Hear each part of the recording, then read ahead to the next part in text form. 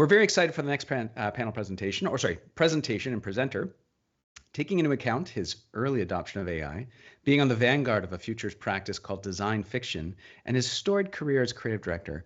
Our next speaker, Dré Labre, merges all these disciplines into a role he defines as an AI future creative, which I best understand as a Ronin on the technology and creativity landscape where AI is his blade. Ladies and gentlemen, please welcome to the stage, Dré Labre. Well, hello, everyone. Thanks for the introduction. And, I am like a panel onto myself here, and I might even argue with myself with some of the stuff that I'm saying. But today, let me introduce you to me, and then we're going to get into some talk around AI. So my name is Dré. I do call myself an AI future creative, and I also do this thing called designfictiondaily.com, which is what I like to call a time travel blog, where I go into the future and I pull back artifacts from the near future for us to investigate. I suggest going to that website, but I wouldn't do that right now because I feel it would just only distract you from this talk. But I will remind you at the end of the talk that you should go visit designfictiondaily.com.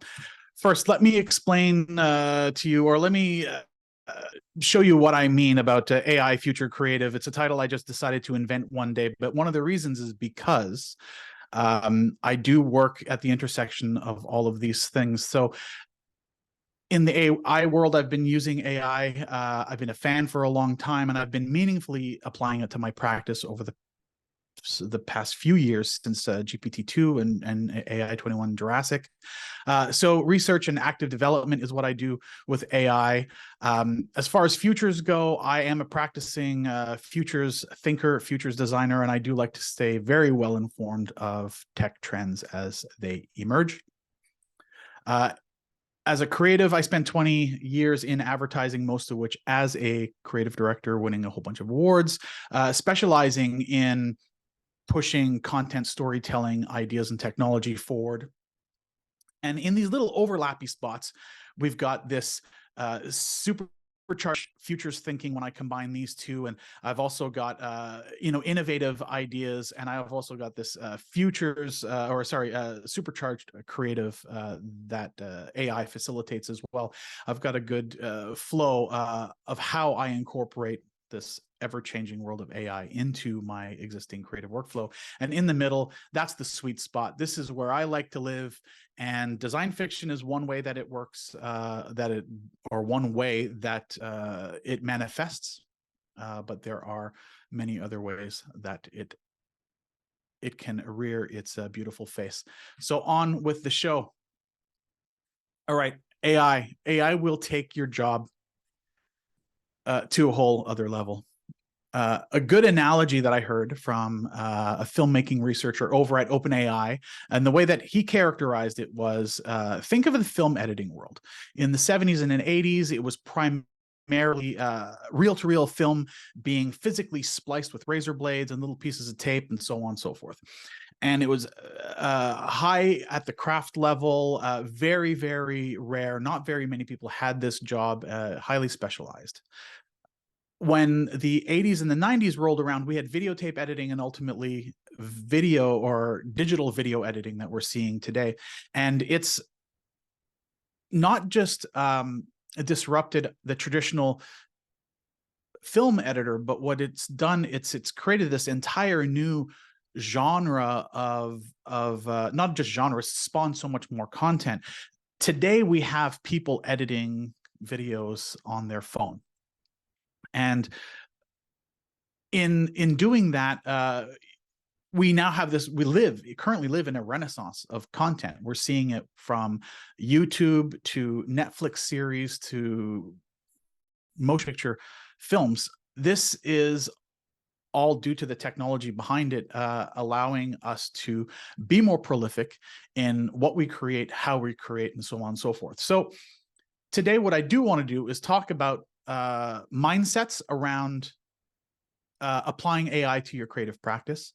I want to talk about prompting. I'm going to get into the weeds a little bit and go discuss specifics around prompting. from there, I have some tips. I have some tips that we can use to that you can apply in what you're actually doing. And lastly, I'll just maybe think a little bit about the future. It seems, according to the poll, that that a lot of people are already using, or that you're not using AI in your creative practice. So this will be really good. It might go a little bit deep, but I think that's good that we go a little bit deep today.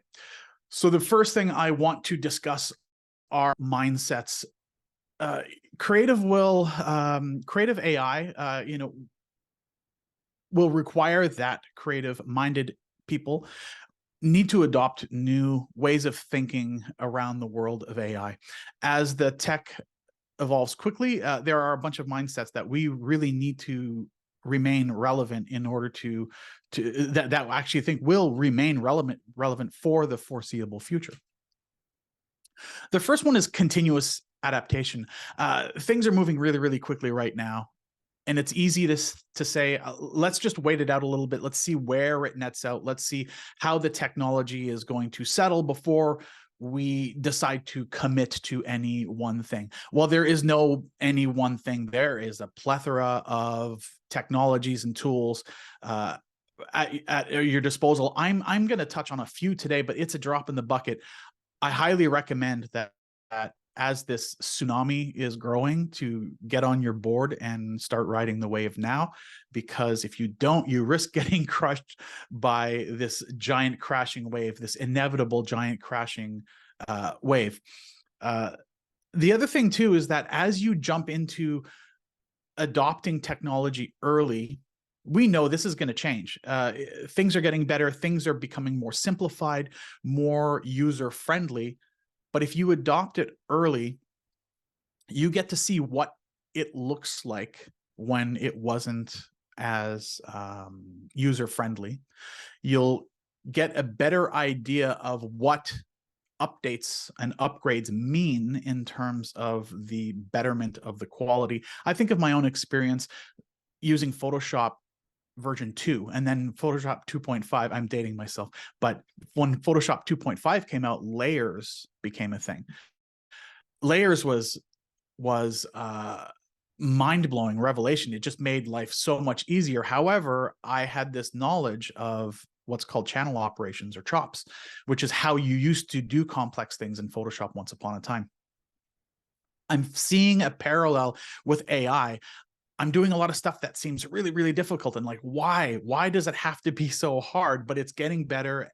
And as it gets better, I now have this experiential knowledge of what it was like before. And it makes me better understand the algorithm. It makes me better understand the processes that are happening below. So let's take a look at what continuous adaptation looked like over the past 3 years ago. So we're going to go way back to 3 years ago. I think AI is best measured in dog years. So this would be like 20, 30 years ago in AI world, but in human years, it's only 3 years. Let's start with 20 and 2021. Deep Dream, which was an AI algorithm that was released in 2015, was available to mess around with. And it produced images that were very recursive, very weird. Whatever you asked for showed up, like Inception-wise. I think Inception was the name of the model originally. Later on, there was VQGAN that came out. This wonderful research came out, and it was a Google Colab notebook that allowed you to explore and play around with. And this Dystopia Olympics is something a series I did during the 2020 Tokyo Olympics that happened in 2021. And this was it. This was the top, the cream of the crop in terms of AI art generators. Next to that was the prompt in VQGAN was industrial design of futuristic watch photorealistic. That's what you got. It didn't look good. It really wasn't usable, but it was fun. I put it on Instagram as studies and got to explore what the state of it was. Just a year later, in 2022, DALL-E came out, and I did cat astronauts, and they're kind of weird. They maybe kind of look like cats, really terrible looking cats. I did a whole series of modern products as if it was designed by Dieter Rams of Braun. and VR headsets. And then in VQGAN, I was playing around with more artistic styles. So you could see how this evolved over time. Even later on in 2022, Midjourney was released, and the process for doing portraiture on the left is a Midjourney render, and on the right is the face fix that one would apply. And this was something that you had to pull out of Midjourney, put it into a Google Colab notebook, and run GFPGAN, and it would fix the face. And I was doing this, but we're getting closer. We're starting to get to some characters. Okay, well, today, this is what it's doing today. It looks like almost perfectly realistic. Or as I like to think of, it's as bad as it will ever be. And that's something to remember in the world of AI, is that everyone who might complain that, oh, if this doesn't work, this doesn't look good, it doesn't yield good results. This is literally as bad as it's ever going to be. And it's happening quickly. That last reference was 2022. We're in 2023. In just a year from that last reference, we've gone from something that looked super hokey to photorealistic. It's quite amazing how far we've come. So get on your surfboard and jump that wave while you can. The next mindset I want to talk about is human in the loop versus human in the way. I think it's important to remember that you are the human in the equation, and we need to be the boss of what happens in our relationship with AI. At least this is what we should be striving for. So I put this chart together. I call it my human and AI engagement spectrum. Now, if you look at the spectrum, on the left, we have more human. On the right, we have more AI. Now, what I like to start with on the left is this like 100% human, no AI. And this is foundation. In the creative business, you need to have some kind of a foundation in writing or design before you can even really attempt to do anything meaningful using AI. Next is delegation. This is where you have mostly human, a little bit of AI. This is you doing the work, and you've got this little co-pilot buddy that's helping you look into things or come up with some images and mood boards and so on and so forth. In the middle, we have collaboration. This is 50-50 human AI. I see myself doing a lot of this where there's a lot of back and forth. Asking an AI to brainstorm with you is a really fun exercise, because it does yield some interesting interesting things. Next is automation. This is a little bit of human, mostly AI. We're starting to see this happen, especially in the SEO world, where people are gaming SEO by generating 600 articles in 10 minutes. This will be good for some things. Automation is good for some things, but it's not really. I don't see how it will be really meaningful in the core creative aspect. And lastly is domination, where the humans aren't involved and it's only AI. I hope we really don't get to that. I think that seems like it's a sad situation. So that's the second mindset, is to consider, where do you belong on the spectrum, or where are you on this spectrum in any given job that you're working on. Mindset number 3 is write like a poet. A great thing about working with a large language model or an art generator that understands natural language is that you can be very direct in what you're looking for, or you can start to use vivid language, metaphors, speak in a more emotional way or in abstract ways, in order to start conjuring new ideas from an AI, or unique ideas.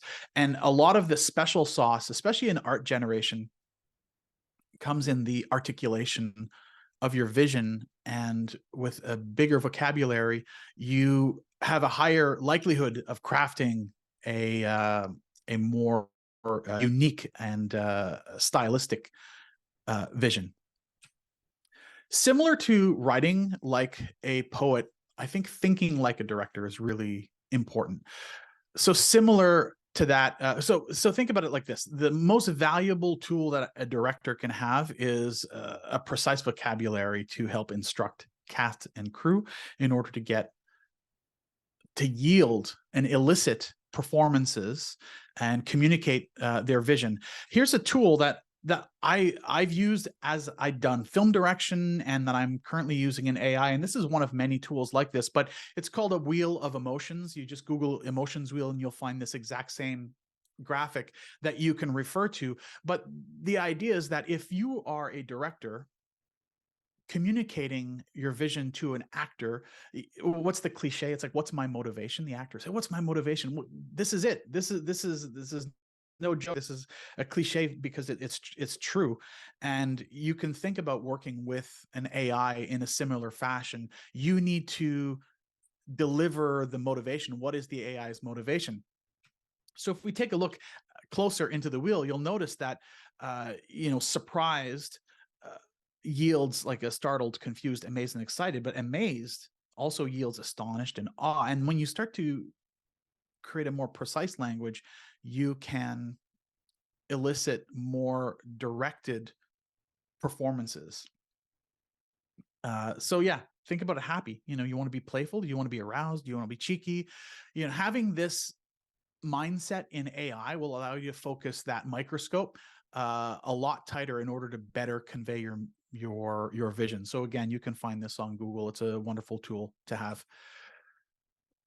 Another thing is to remember that AI doesn't make you creative. Here's a quotation from an interview with David Holtz from Midjourney, where basically he says that here's a machine that you can imagine anything you want with it. So what do you want? You want anything. And most people just write dog. When you ask them to try a little harder, they write pink dog, and then they get bored and they leave. There's a lot of fear that AI is going to take a lot of creative jobs. And the reality is that being a creative person is special in and of itself. What's in your brain is what makes you a creative person. It's not what's in a computer that makes you a creative person. This is something that I like to remember, and even just go look on the Midjourney server and look what people are rendering. They're experimenting, they're having fun, and I think it's awesome that people have the ability to express themselves. But having Photoshop doesn't make you a photographer. Having Illustrator doesn't make you an illustrator. That's something to remember there. Ultimately, you're the boss. It's on you. It's you and your AI. And your AI, consider your AI your enthusiastic, relentless, tireless partner. And again, you're the human in the loop. You set the course. You correct its mistakes. We have to understand that AI is not perfect. It's flawed. It will make mistakes, and it's similar to having a junior creative or an apprentice. They're going to mess things up. It's your responsibility to have good taste, good judgment, and your intentions is what is going to guide this thing. And that's something to really remember. It's really about that. So whenever you see AI, you can evaluate it by taste, judgment, and intent. I want to dig into the weeds a little bit about prompting, because I love me some good prompting. Again, here's some design fiction that I've done. I've been thinking about AI and natural language and how English will evolve as a language in the programming world. So I've created a series of these design fictions that I peppered into this presentation. But I look at prompt alchemy, this idea that there are different levels of prompting that people might not have codified. Right now, there's this perception that you just got to type anything you want into the AI and it'll spit out what you're looking for. Yes, it kind of will do that, but there are different levels of prompting that are worth understanding. You don't necessarily have to achieve every single one, but I'm going to walk you through what these look like behind the scenes in regards to art generators and in regards to large language models. So first, easy prompting. This is basic. This is natural language. In this case, it's plain English. An alchemist's workbench full of vials and beakers is all I had to say to generate the image that you saw on the previous slide. This is easy. This is the fastest way to achieve your minimum viable product when it comes to creating a piece of art or a design.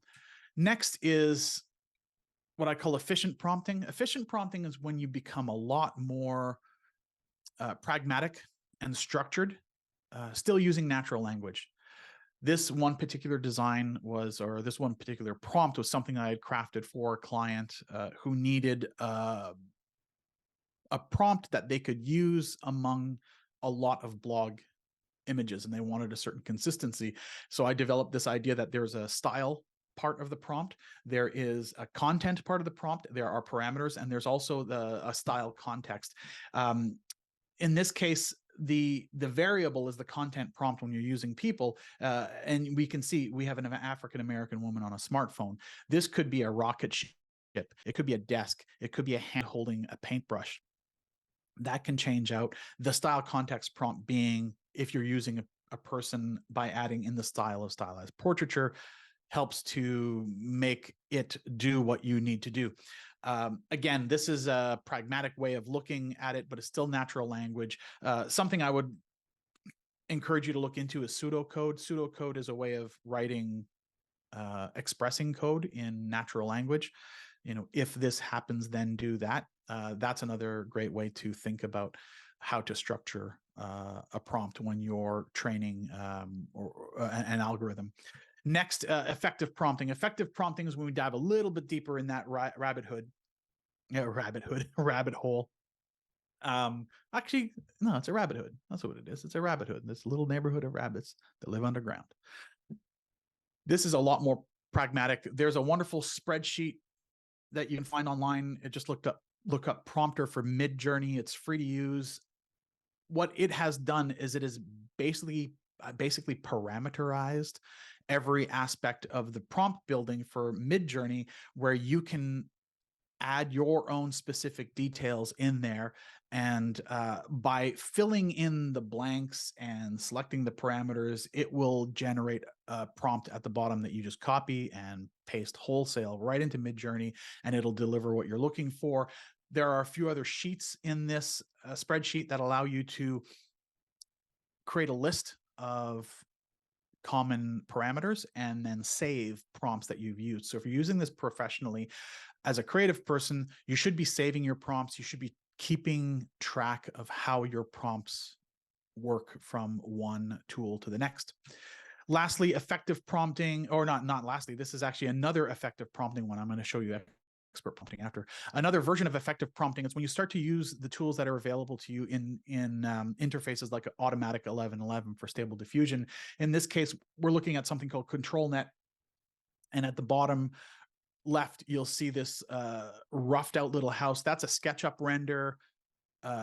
No real detail, just a rough structure, and then that is used to guide the render. Clip guidance is what that's called. But you can guide the render on the right so that it maps the area, the shape of the model that you're trying to create, including the trees and the clouds and so on and so forth. This type of effective prompting is going to be necessary with any professional client work, because we all know a client's going to look at something and say, hey, can you make the logo bigger? Can you make this, move this thing to the left? Can we have more of this, less of that? This is how you'll be able to achieve that, by using more effective prompt tools. And then lastly are the expert prompting tools. This is my tool of choice, Comfy UI. Comfy UI is a node-based tool for prompting. What this does is, it similar to Automatic 1111. You'll notice that on this previous slide, there's a bunch of buttons and sliders and knobs and so on and so forth. They all relate to specific features. Imagine every single feature being broken out into its individual node, and you pipe it all together. So it's only loading the feature that you need. It becomes a more efficient process, but at the same time, it becomes a lot more specific and intricate in what you can actually do with it. The Comfy UI is really, really great. I see this as at the level of what Flame artists are doing in the visual effects world these days, what Houdini artists are doing in 3D simulations.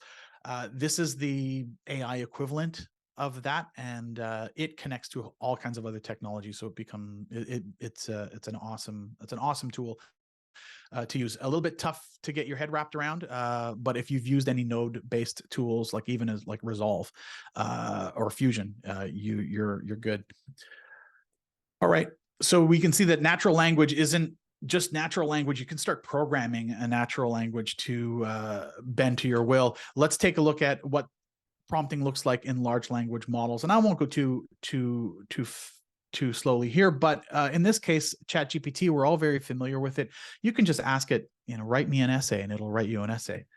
As far as efficient prompting, you can codify certain things. In this case, I use superpowers for ChatGPT. It's a plugin that adds a whole bunch of different features.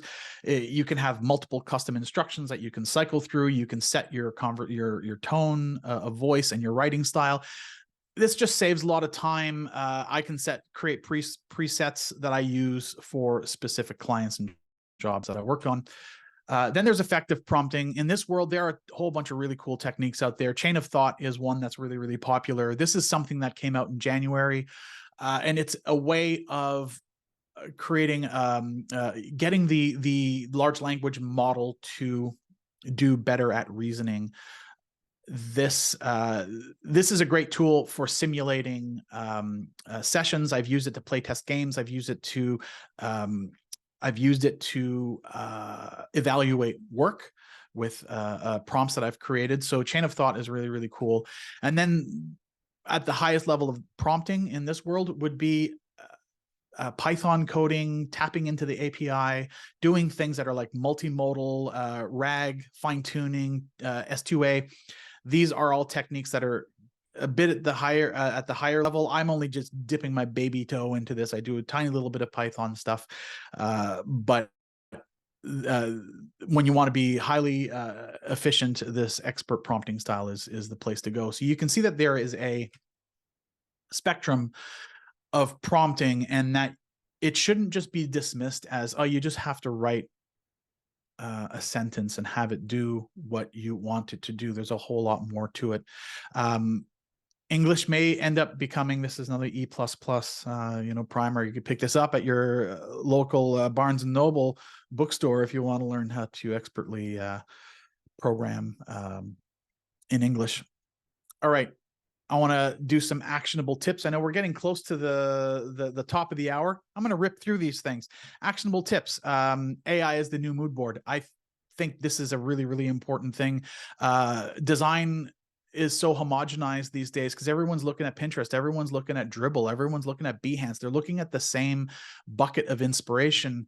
I had a project where I needed to do a VR headset binocular thing, one of those pedestal binoculars is what they're called. There's only a couple of styles out in the wild. I've worked on one of these things in the past. So in doing this, I decided, well, I'm going to create my own mood board of weird, wonderful, wacky binoculars. And then I found this one. I thought, this is close to what I want. Functionally, it seems like it'll probably work. With the right modifications, I can turn it into something that's functional. And that's exactly what I ended up doing. I modified it in such a way, and I built a diagram of to how you might actually build this thing, how the VR headset would be incorporated, and so on. And this was this mood board. I was able to generate that in minutes, literally, and I was making pivotal decisions very, very quickly, and just bring it into Photoshop and Illustrator, and you've got yourself something that's ready. This is something the client had no idea I even used AI for, but it's my little secret weapon, secret sauce that I apply to the creative that I do. Activating latent space. This is another tip. This is a really good one. This is going to be easy for most of you that have used this in your practice, but by simply adding something like, you are an award-winning screenwriter, you've penned some of the most critically acclaimed independent films. By doing that, what you're doing is you're taking this wide space of a language model and you're focusing its ability to observe things within the screenwriting, critically acclaimed, award-winning, so on and so forth. It's a no-brainer trick, but a lot of people don't realize that. They might just say, write me a script about something or another. Well, guess what? When you say that you're an award-winning screenwriter, you're going to get a better result. Here's an example of how that might apply in the world of art generators. You would say, give me a cat in the style of Art Nouveau. So now you focus the model to look at Art Nouveau. We all have seen this, in the style of Wes Anderson. I'm not a big fan of invoking specific names of artists. I think there's enough controversy around how AI learns, and I think it's learning, it's not stealing. But in this case, I don't think it's cool to invoke that. So I do something else. I have some ethical prompting things that I do, and one of the ethical prompting things that I do, and I imagine like in the future, what's going to happen is we're going to have artists being able to make money off of what models have used from them. They'll be fully licensed, and I think this is a future that will happen. But for now, what you can do, instead of having the Wes Anderson prompt, what you can ask ChatGPT, what are the visual styles of Wes Anderson, and it will give you bullet points, and from those bullet points, you can create your own prompt. And in this case, imagine cinematic symmetrical composition, vivid color palette, flat composition, vintage and nostalgic elements, so on and so forth. This is a technique to get closer to looking like what you're imagining, because this is what we do. When you go to art school, you learn to copy the masters, and you start to figure out tips and tricks and the things that you like and you don't like, and you start incorporating that into your practice. In this case, you can do the same thing. It forces you, but it also gives you the opportunity to understand the style, not just copy the style, but really understand the style. And then if you do that to enough artists, you can start to mash style elements together, and then you create your own style. And this mirrors how we grow as artists in the real world, whether you're a photographer or a painter or a scientist or whatever. We're all learning off of the backs of the people before us. It's just the accelerated rate at which it's happening right now, I think, is the scary part. In closing, what's going to happen in the future? I think natural language prompting will continue to improve. That's no doubt. The usability is going to be a big thing. Cost of quality continues to come down, just as DSLRs made filmmaking just look at what was it? The Creator was shot on an FX3 camera, $4,000 camera. Looks great. Like this is what this is going to do, is going to create an influx of creators, and hence the next thing is like we're going to see a content explosion in the coming years. So many people are going to have the ability to express themselves and put their ideas out there. And I think that's I think it's a beautiful thing. We currently live in I think a crisis of imagination among people. So if we can give people tools to better express themselves, then so be it. Ultimately, the really, really great stuff is always going to rise to the top. And if that's what you want to be, you can work towards that. And I think my last future prediction is I think that human crafted art will become just so much more valuable. I'm seeing so much AI stuff in my Instagram feed that it's great. It's cool, but I'm seeing people painting murals and making drawings, and I'm still so much more drawn to that as a human that I'm not abandoning traditional art in this process, even though I am doing this. And frankly, I still love getting my hands dirty and affecting all of this stuff, because I do love playing in Photoshop and Illustrator and so on and so forth. Anyways, I think you should be excited about this, incorporate it into your workflow in a big way, in a small way. It doesn't really matter. I think it's important that you just get on the bandwagon. It's just a whole lot of fun, and it's a great opportunity to learn right now.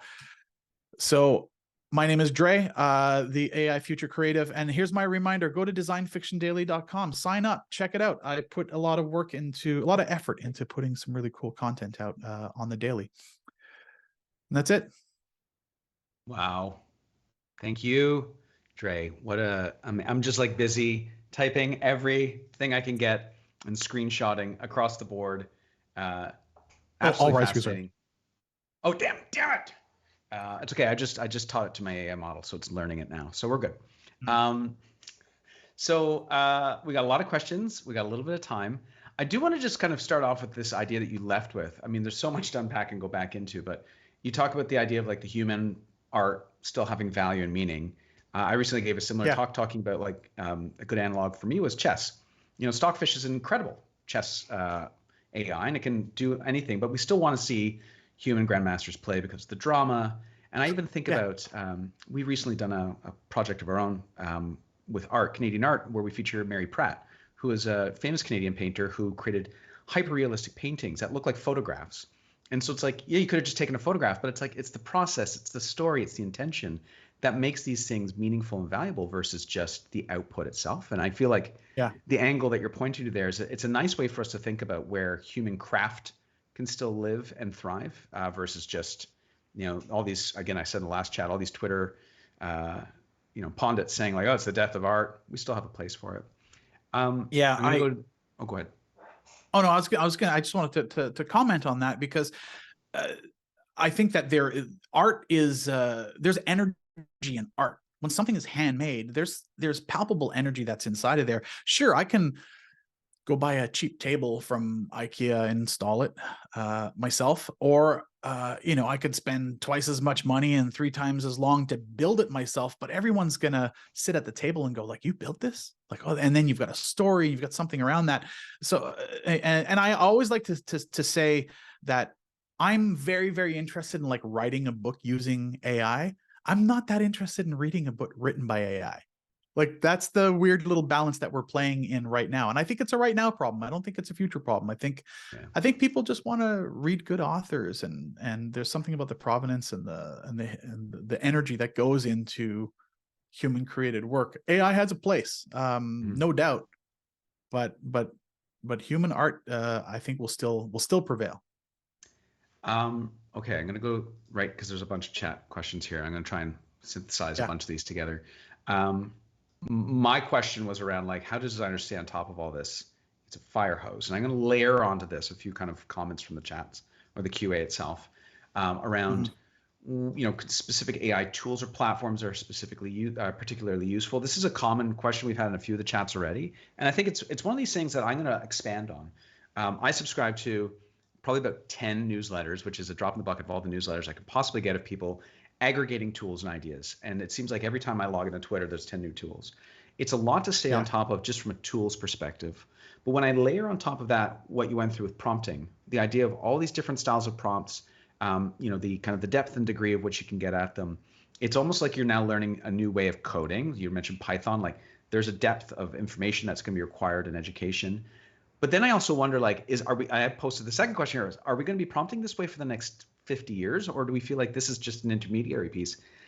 And so the question that comes out of all of this, Dré, is how does someone stay on top of this? You are passionate and interested. You've been like this for 10, 15 years. You've talked about that at the beginning.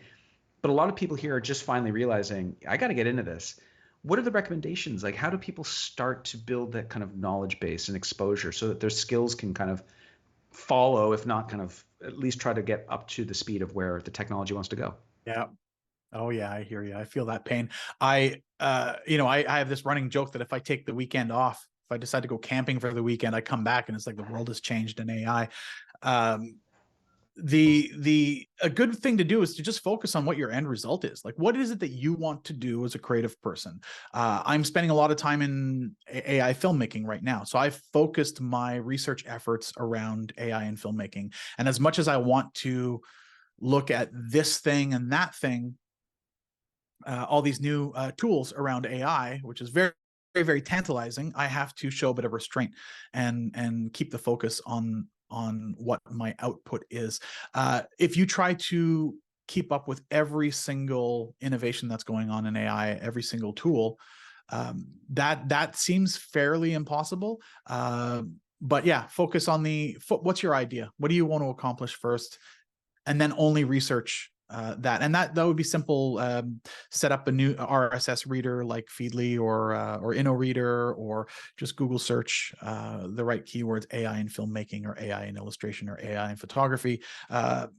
Focus your efforts. That's the only way that you'll be able to meaningfully stay up to date on one sliver of the giant pie that is AI. Yeah, and it's a pie that keeps expanding. It feels like the pie has been in the oven so long it's ballooning, and yet the oven just keeps accommodating to grow for it. Yeah, exactly. Okay, I'm going to ask you the ethics question. So what are some ethical considerations or potential pitfalls when using AI in creative work? And I feel like this is one of those ones that everyone's going to have different answers. Ask Kurt about it as well. I'm probably going to ask John Maida about it later today. I mean, we're talking about copyright infringement. We're talking about all these things. And you use this concept of AI isn't stealing, it's learning, which I find really compelling. But I'm kind of curious about how you look at that particular dimension of AI as a tool, as a co-pilot, as a creator. Thinking about like what you put up there with the models and the AI artists themselves, the artists selling Yeah, their licensing. yeah, it's definitely it's complex. It's really complex, and it's being discussed and debated. And if you look at how a neural network works, it's not copying artwork into a database, right? It's looking at it, learning from it, and codifying the patterns. So you end up with things that might look like one particular artist if you invoke it very specifically. So I personally don't see a copyright issue, and I'm sure that that'd be hotly debated, and I could be wrong on a whole bunch of different levels. But the reality is that it's learning the same way that we learn in school. You need to copy the masters, imitate the masters, and after a while, you start to develop your own style. I think the same applies for AI. You might even try to copy the masters, but why would you want to look like someone else? If you're a true creative person, you should strive to develop your own style, develop something unique. That's what makes creativity so special. So that if you apply, like I said, your judgment and your taste and your intent behind it, I think that's the ethical thing, because there's a lot of discussions around other ethics that AI is biased. Yes, AI is 100% biased. I think the important thing is that it's less about debiasing the AI, but being open and transparent about what the AI's biases are, so that you as the worker and the prompter can effectively defeat that bias by how you're doing things. And over time, models will become better, but it's our responsibility as people working in the space to make it behave. It's flawed. It's going to make mistakes. We need to correct that. So I don't know if that answers the question, but yeah, on one side, we need to be cool about how we do things in terms of like, we shouldn't be ripping off people's styles. We should be using that as inspiration to create our own. On the other hand, we need to be the boss. We need to be the parent in this relationship with the younger mistake-making companion that we're using to get our work done with. That's great. I love the analogy. So I think actually it's John Mayer who talked about it's reaching its awkward adolescent phase, and the idea of parenting is very top of mind for me. It's got slightly long hair. It's like the hair's like just over the ears, and it's kind of weird. It's like, I don't know if that. Should I get an earring? I'm going to ask you one last question because we have 44 seconds, but I think it's a good one for you. What have you been most surprised about in your use of AI? You're someone who's been deep into the thick of it. What surprises even you in this world? Anything. Oh man, I'm surprised at how freaking good it is. Like, it's really like large language models are really good. They're smart, they're articulate, they write well. A lot of people will say, "Oh, AI can't write. AI can't come up with its own." No, it's doing it. It's doing it. If you can't make an AI, if the AI is not writing well for you and not doing novel and unique things for you, it's not the AI, it's your prompting. It's how you're invoking that. And part of it is like, shit in, shit out, right? If you're not really giving it good instructions, you're not going to get some good stuff in return. So I'm often really surprised, as a storied, well-seasoned creative director working with teams all my life, not all my life, all my professional life. I do things with AI, and I'm kind of shocked at the connections that it makes. And it's like, yeah, this is a banger. This is a pretty damn good one. I always have to go and fix it. I always have to tweak it, correct it a little bit, make it do exactly what I think will resonate with people. I think people know what resonates with people. Machines, not so much, but I'm surprised at how good it is. Even with the art generators, what you can achieve with that. And just as far as art generators, I also wanted to say, like, don't limit yourself to just Midjourney. Midjourney is amazing, but check out all the other tools, and even just what's natively inside of Photoshop and Illustrator. Like, that's crazy fun. But yeah, that's what I got to say about that. I gotta say, there's so much more we're going to want to say, but we're going to wrap it up here. Dré, thanks so very, very much for a wonderful presentation and talk, and a lot of compelling ideas for people to take away. I will do only good things with the screenshots I took here today, and I hope to hear more from you as your journeys continue. into the wild world of AI. And for the rest of you Sure will. guys,